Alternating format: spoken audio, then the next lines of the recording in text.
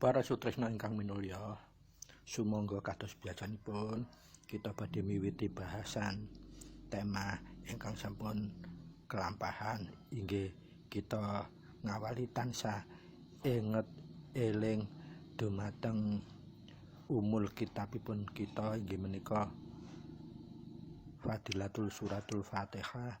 Kita resapaken sesarengan kagem memundi hidayatul hidayah saking Allah supados tansah mandhap dumateng rasa hati janibari kita bahas namahi kahanan napa kemawon gesang ing alam donya menika.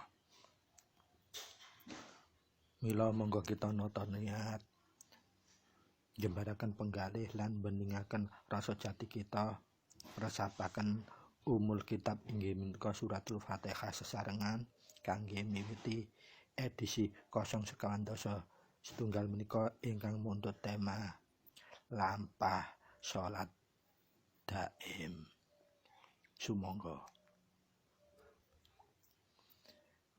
A'udzu billahi minasyaitonir rajim. Bismillahirrahmanirrahim.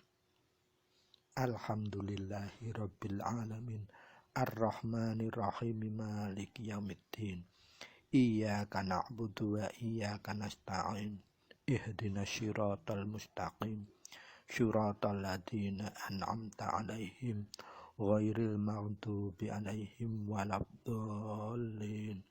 Rabbighfirli wa liwalidayya amin.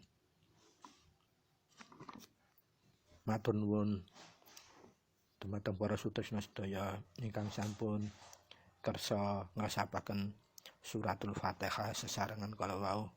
Mugia daya fadilah suratul Fatihah kala wau saged tumresep dumateng manah kita, hati sanubari kita, rasa jati kita, sehingga Allah tansah paring daya hidayatul hidayah kagem masesani sedaya kahanan termasuk kangge masesani bahas edisi 012 setunggal menika awal hingga akhir tetep saged ametasaken manfaat guna lan mahanani dumateng gesang kita sedaya sekeluarga tumata dening ridhonipun Allah Subhanahu wa taala. Pramila monggo kita saged melai miwiti pembahasan ing edisi 012 setunggal menika kanthi nata niat njembaraken penggalih lan jernihaken rasa jati kita. Sumangga. A'udzu billahi minasyaitonir rajim. Bismillahirrahmanirrahim. Alhamdulillahirabbil alamin. Ilahi anta maqsudi wa ridhaka matlubi. A'tini muhibbataka wa ma'rifataka. La haula wa la quwata illa billahil aliyyil azim. Allahumma sholli ala sayyidina Muhammadin abdika wa nabiyyika wa rasulika an-nabiyil ummiyil wa ala ali wa sahbihi wa barik wa sallam tasliman bi qadri azamati dzatika fi kulli waqtin wa hin. Amma ba'du. Para sutresna ingkang minulya, edisi 012 setunggal menika kita badhe membahas tafakur sejati inggih menika lakune salat daim. Para sutresna ingkang minulya, kita tasih inget ing nalika wonten ing pondok biasanipun pepujian sakderengipun salat inggih menika adadama fi ilmillahi sholatan daimatan bidawami mulkillahi. Lah menika pujian kala wau wanci sederhana nanging estune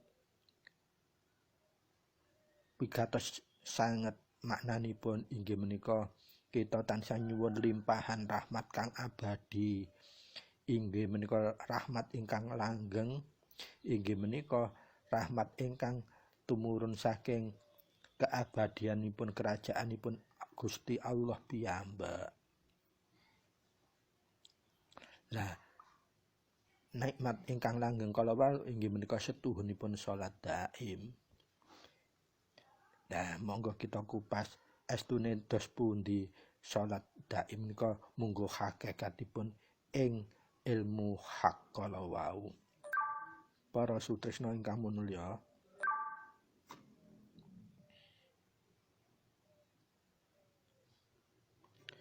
salat daim punika asalipun saking tembung salat inggih menika ateges eling, inget marang Gusti Allah, ateges dzikrullah. Baik rikala kita lenggah, ngadeg, utawi kita rikala numindakaken sedaya aktivitas napa kemawon, makarya lan satunggalinipun ing gesanging alam donya menika, kita teda wancinipun kedah tetep parek eling inget dumateng Gusti Allah ingkang Maha Suci. Ateges kita kedah terus-terusan tansah eling dumateng Gustinipun piyambak. Wis waktu wekdal napa kemawon, situasi napa kemawon, kondisi napa kemawon tetap kedah auto eling, selalu tansah eling. Nah, menika tata carane kangge biasaaken inggih kelawan salat daim langkung rumiyin. Dados menawi kita sampun biasaaken tansah salat daim, mangke manfaatipun kuwatah sanget. Pramila menika salat daim menika estunipun wigatose nginggil sanget manfaatipun mahananipun. Keranten salat daim kalawau sampun inggih ditumindakaken para wali-wali ingkang babrah ajaran Islam wonten ing tanah Jawi mriki, ing bumi Nusantara kalawau. Dados tembung salat daim kalawau inggih saking kalih tembung tembung salat lan tembung daim. Tembung salat kalawau inggih menika eling, inget marang Allah secara dzikrullah utawa secara tafakur. Lajeng tembung daim kalawau ateges terus menerus utawa abadi utawa langgeng ora putus-putus. Lajeng menawi tembung kalih kalawau digabung, salat daim menika pangertosanipun inggih menika kita kedah tansah eling inget dumateng Gusti Allah, Gusti ingkang Maha Kuwasa, Gusti ingkang Maha Suci, Gusti ingkang Maha segala-galanipun secara ora putus-putus inggih menika terus-menerus langgeng ajeg. Nggih arupi dzikrullah, kelawan dzikrullah pramila sinten kemawon ingkang sampun tumeka otomatis salat daim piyambakipun boten saged pegat eling dumateng Gusti Allah. Baik tidur, wungu, bergerak, duduk, lenggah utawa aktivitas menapa mawon tansah eling secara otomatis dumateng Gusti Allah. Nah, menika ingkang sinebut bawabul makrifat. Inggih menika perbawanipun makrifat. Auto eling. Lajeng menapa gunanipun manfaatipun salat daim kalawau? Para sutresna, panjenengan gatosi manfaatipun salat daim kawageng sanget. Ingkang angka sepindhah inggih menika kelawan salat daim kalawau kita tansah saged nepatake waktu salat syariat. Nalika kita ngalami nemahi kendala utawi dilema sempat napa kemawon amarga salat daim kalawau sedaya salat kalawau ingkang paling utama inggih menika tepat waktunipun ingkang dipun terami Gusti Allah menika tepat waktune ingkang pertama. Pramila bilih kita untuk tepat waktunya ada kendala, ada dilema, baik karena keadaan tempat kita jauh atau dalam perjalanan atau ada halangan apapun, kita bisa menggunakan salat daim dulu. Lajeng menawi sampun nyampe dhateng griya kita gantos malih kelawan salat syariat. Kangge napa njaga waktune cek gak sampe molor. Waktu nindakaken salate supaya tepat waktu. cara menyiasati kita salat daim rumiyin. Lajeng manfaat ingkang angka kalih salat daim menika inggih saged kangge ngayahi nalika kita sakit utawa lara ora bisa ngempakno gerakan-gerakan sing sesuai dengan gerakan salat syariat. Contohipun, kita menika iso wek mlumah tok, wis lumah-lumah dadi tumabayang umpamane sakite. Lah seumpamane kita badhe gawe cara salate wong lara yang ada di ajaran syariat, kita baca doanya untuk rukut, subhana rabbiyal azimi wa bihamdi. Nah menika kan donga kangge rukuk. Nah rukuk menika kan bungkuk inggih lah, tapi kita melakukannya dengan cara waktu sakit itu lumah-lumah. Napa niku salah mboten oleh kemawon, nanging mungguhe tepat tidaknya itu kan paling enggak sesuai. Wong kene maca donga rukuk kok ambek mlumah. Nah menika ingkang prayoginipun dipun kerjaaken ngangge salat daim. Kenapa ini darurat? Lajeng menawi sampun salat daim panjenengan salat secara syariat malih supaya apa? Kekurangan dalam salat syariatnya bisa sampurna. Lajeng manfaat ingkang nomor 3 inggih menika kagem ngayahi bilih kita lelungon wonten ing kendaraan tetapi kita perjalanan tasik tebih. Suatu contoh kita saking Mojokerto badhe dateng Jogja utawa dateng Bandung kan jarakipun dangu, mandhapipun dangu.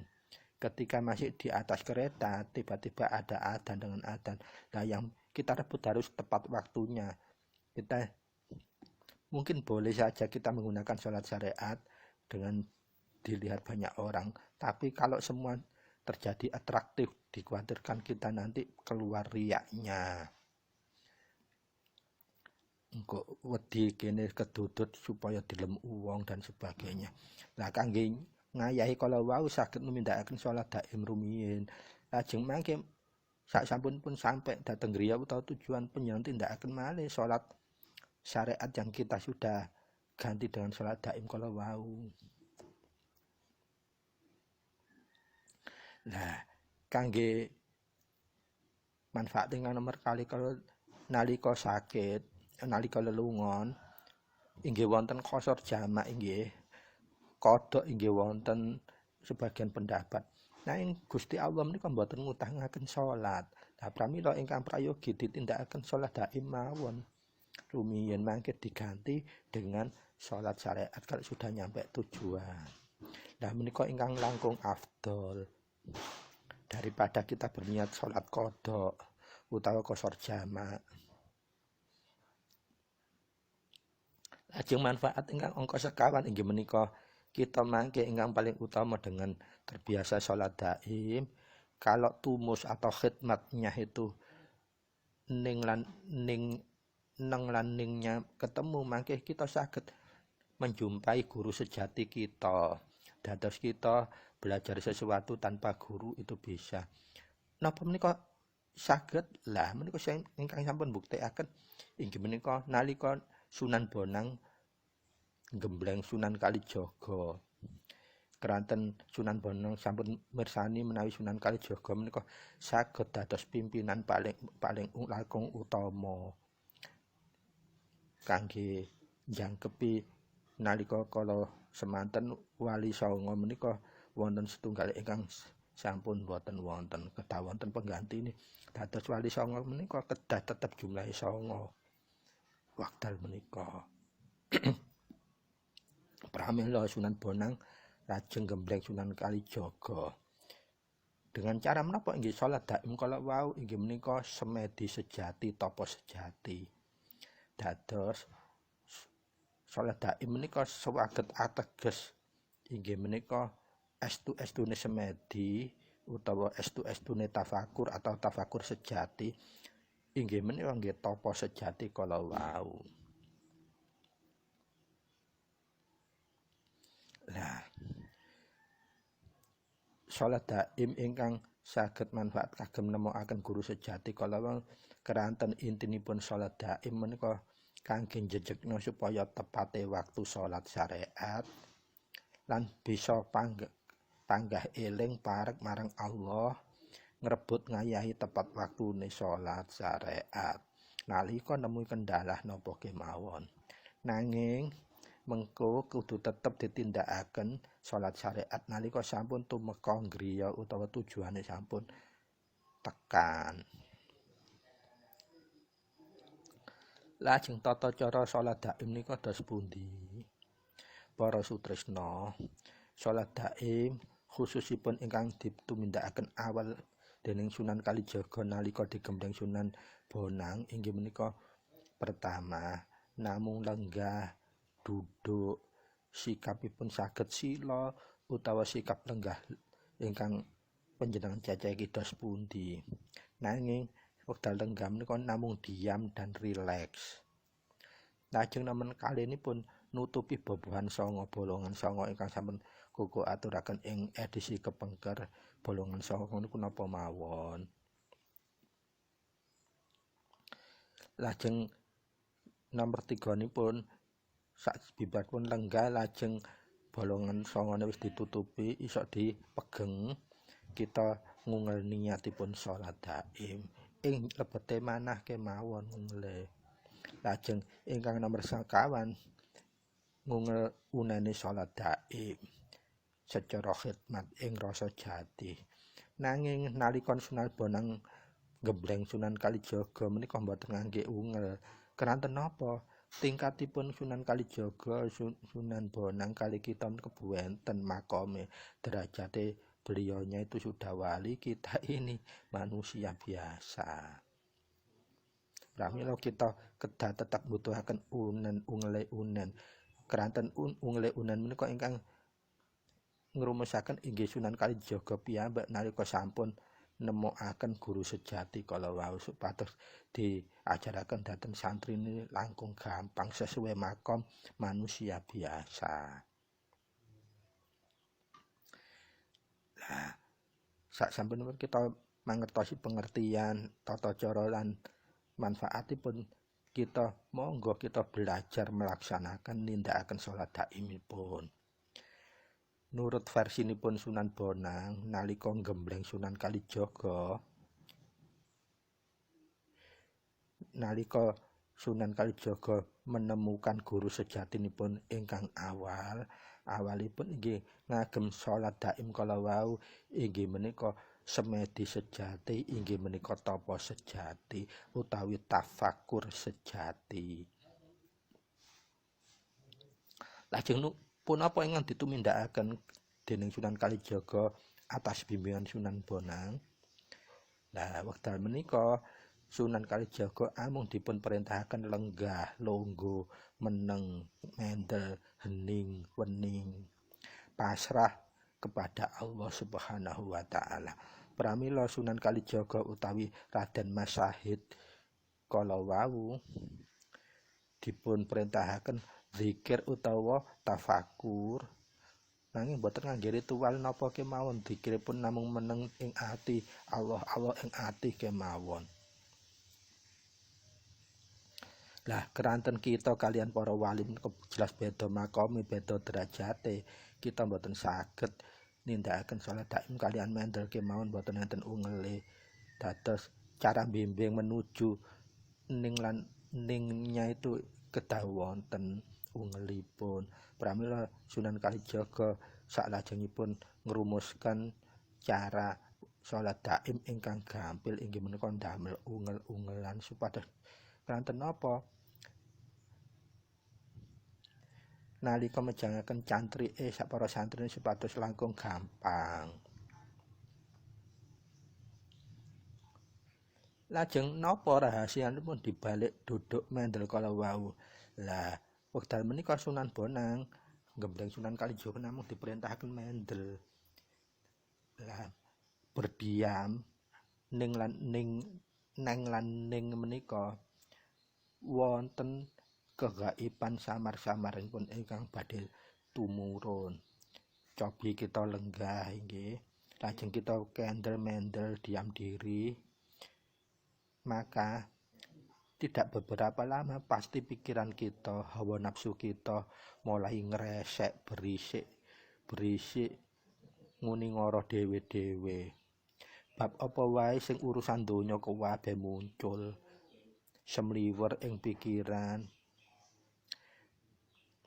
Nalika salat syariat apa malih salat daim, pasti menika ngresek, semrawute pikiran metu kabeh, ngelambyah kemana-mana, ngeredo ganggu khusuk kita.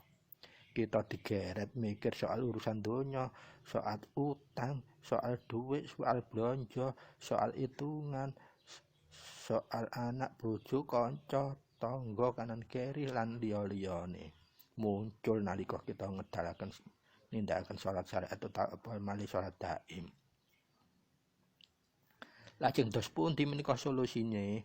Lah awal kita saat diam pikiran diresek kalian semrambyahe pikiran ingkang urusan donya muncul kabeh kala prayogine panjenengan tot mawon dibiarno, wis diikuti saja dengan diam. Saya suwe menawi sampun dijarke kemawon, mangke resekipun pikiran, resekipun nafsu kala saya suwe saya melemah. Lajeng suwe-suwe nggih kendel piyambak dengan sendirinya. Bener-bener mboten wonten daya malih ngresek. Mendel lajeng kita dumugi ning lan ning. Dados kita saged kendel lan bening. Cetonipun yen menungsa bisa ngejarno nafsu, ateges kabeh musike keinginan dijarno tok aja dituruti. Mila mangke dayane saya suwe saya lemes, saya entek lan kendel. Kita saged dumugi kondisi 0 utawa kosong. Lah kondisi kosong menika ingkang titiwancine dumugi nitipun rasa jati. Nah menawi sampun kondisi ning lan ning sampun dumugi, mula ego lan hawa nafsu kita saged lerem mingkem, boten kagungan daya musik ngresek kita. Semanten ugi kondisi Sunan Kalijaga nalika diperintah Sunan Bonang, wek dikongkon meneng lungguh wek ngoten. Pramila keranten piyambakipun tingkatipun wali benten kali kita wis gak usah diparingi ungel-ungelan napa-napa. Saged tumuju ning lan ningipun. Ningipun saged nyampe cepet.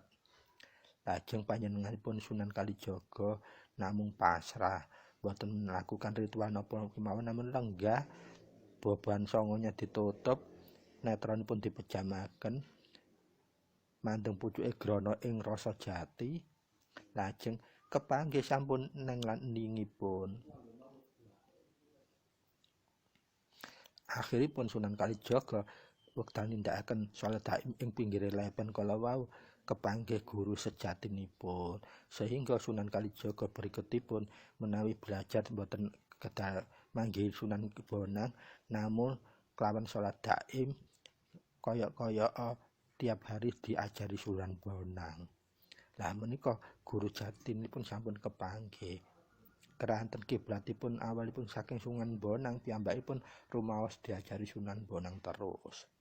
Pada posisinipun tebih Sunan Bonang kalian Sunan Kalijaga wekdal menika boten mungkin kepanggih terus.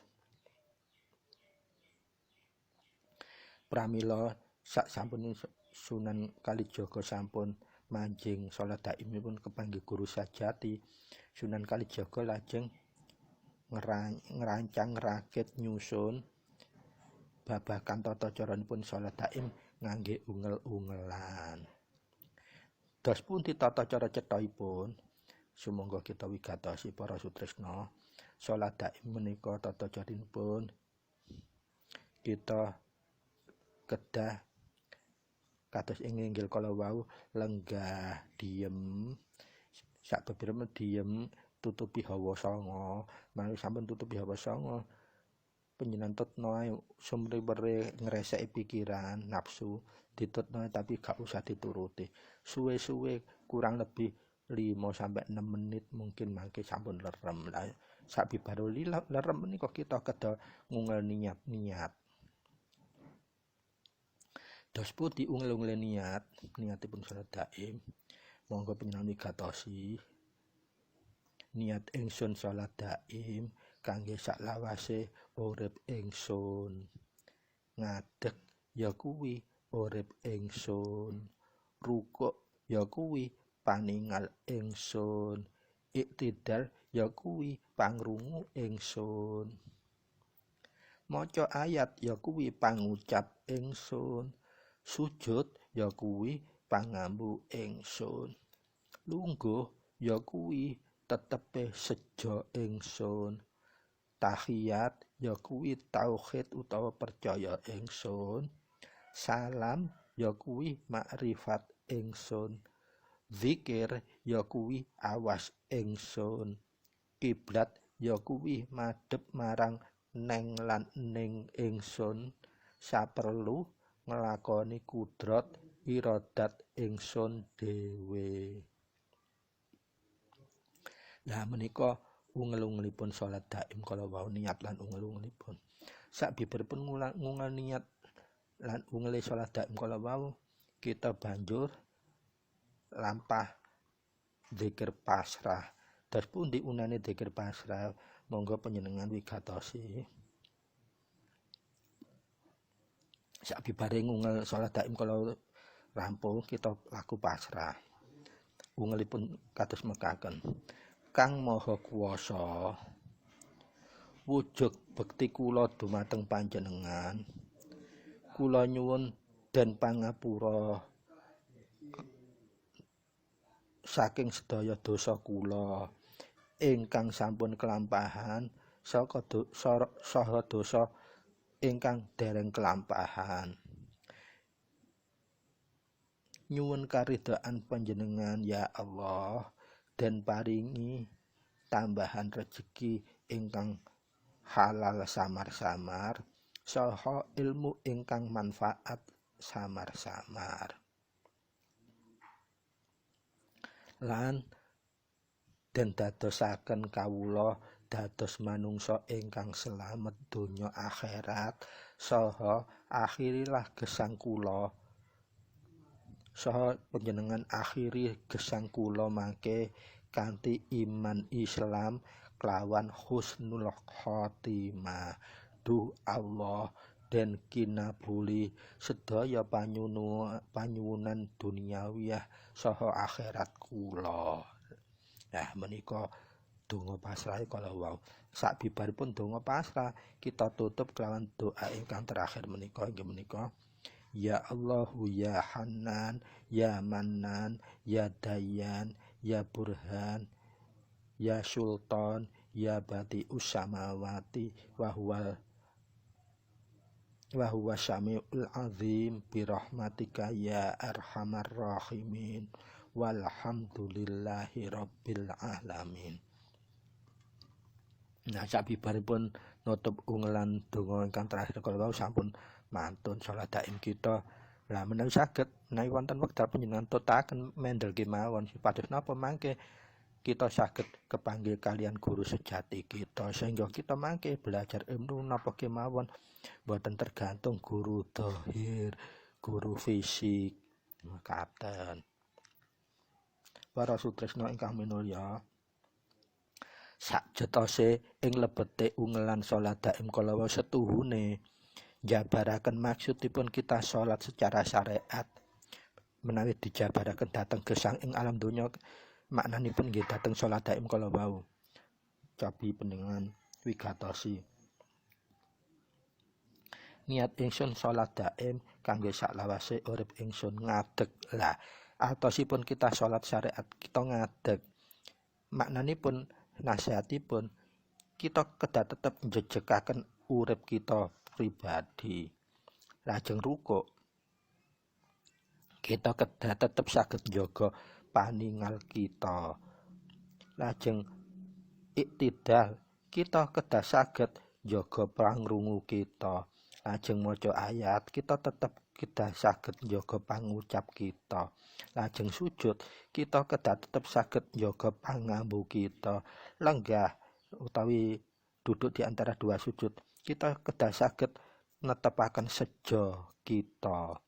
Lajeng tahiyat, kita kedah tetep saged njejegaken tauhid percaya kita. Lan lajengipun salam, kita saged njejegaken makrifat kita. Lajeng dzikir inggih menika kita kedah saged njejegaken awas kita. Masesone sedaya kahanan kita ngangge awas inggih menika dzikir. Lajeng kiblat, kita kedah saged madhep marang enang-ening. Enang-ening menika artosipun mendel lan wening kita. Kangge napa nglakoni kudrat iradat? Urip kita niku sampun dibatasi kudrat iradat. Dados sudah ditentukan segala halnya. Hanya kita nggak tahu, harus kita nyongsong. Ibaratnya kita sudah tahu di hadapan kita ada makanan. Nalika kita tidak menggunakan syariat, tangan kita nggak ngerangge, mboten saged nasi yang di depan mata masuk di dalam mulut kita. Lah menika maknanipun. Keranten unggalipun salat daim menika inggih menika njabaraken salat syariat. Pramila kita kedah tetep laku pasrah inggih menika ndonga pasrah kala wau. Lah mangke unggalipun salat daim kalian pasrah kalian doa salat daim kuku cantumaken dhateng kolom deskripsi supaya saged dipun pelajari. Monggo para sutresna ingkang minulya, menika wigatose ageng sanget salat daim menika kagemipun kuwatah kala wau ingkang kuku aturaken kangge nepataken waktu salat syariat khusus umumipun ngaten, khususipun supados kita saged ketemu guru sejati kita, supados kita mboten ya apa lek gak duwe guru fisik, kita nggak punya guru secara dohir, nanti kita kebingungan. Ananging kita tetep mbetahaken guru fisik supados napa wonten ingkang nuntun. Lah lajeng saat kita melaksanakan tuntunan guru fisik kalau ingkang wonten kendala, kita saged nemui guru sejati kita menawi kita saged sampun kepanggih. Lah salah satu cara ingkang paling utama ngagem salat daim. Keranten salat daim niku langkung utama pramila disebut semedi sejati, tapa sejati, tafakur sejati. Inggih menika salat daim. Pramila para sutresna, mungguhe kuku materi salat daim sampun cekap. Mbok pilih wonten kirang langkungipun kuku nyuwun gungi pangaksami menika mugi-mugi saged tetep netesaken manfaat guna lan mahanani dumateng gesang kita sakeluarga. Kangge napa nggih? Kangge menika negakaken kita ngawula dhateng Gusti Allah. Mugi-mugi napa ingkang kita bahas tetap saged netesaken manfaat guna lan mahanani dumateng kita sakeluarga lan kita sedaya, lan mugi kita tetap dijaga saking Allah, saking gegodane nafsu urusan duniawi, dan semoga muga-muga Allah paring kita saged ketemu guru sejati kita kelawan negakaken salat syariat lan negakaken salat daim. Kirang langkungnya nyuwun pangapunten. Billahi taufiq wal hidayah. Assalamualaikum warahmatullahi wabarakatuh. Rahayu, rahayu, rahayu. Sugeng kepanggihan malih ing edisi 012 kalih saklajengipun. Matur suwun.